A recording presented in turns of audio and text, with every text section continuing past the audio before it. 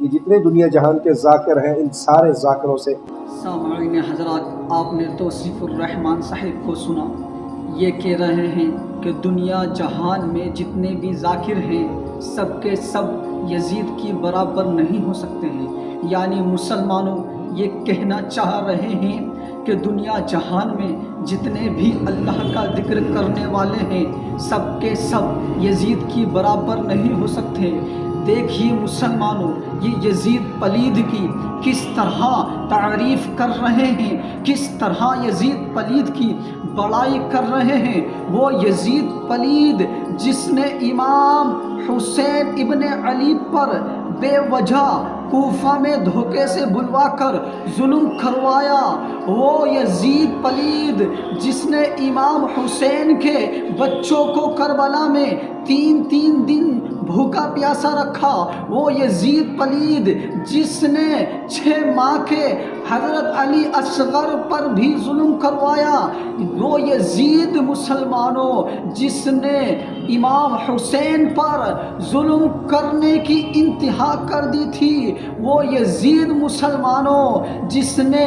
امام حسین رضی اللہ تعالیٰ عنہ کے نہ بچوں کو دیکھا نہ گھر بار کو دیکھا،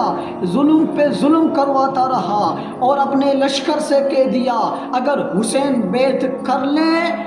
تو آپ ان کو چھوڑ دو اور اگر بیعت نہ کریں تو ان کے پورے گھر بار کو مار دو، قتل کر دو۔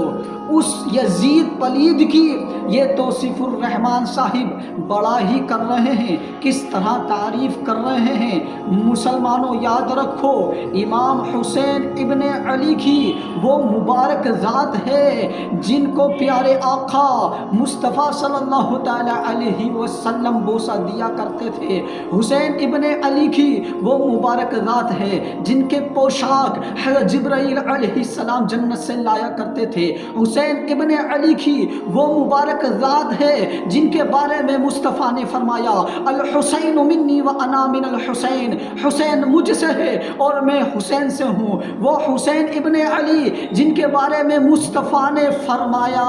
کہ حسین اور حسن جنتی نوجوانوں کے سردار ہیں۔ یقین مانو مسلمانوں، یہ اس یزید پلید کی بڑائی کر رہے ہیں، اس فاسق و فاجر یزید کی بڑائی کر رہے ہیں جس نے امام حسین پر بے انتہا ظلم کروایا۔ ہم تو اپنے پروردگار سے صرف یہی دعا کرتے ہیں، اے میرے مولا، اے پروردگار، ہم امام حسین سے محبت کرتے ہیں، ہمارا حشر قیامت کے دن امام حسین کے ساتھ کرنا، اور جو یزید پلید بدبخت سے محبت کرتے ہیں ان کا حشر یزید پلید کے ساتھ کرنا۔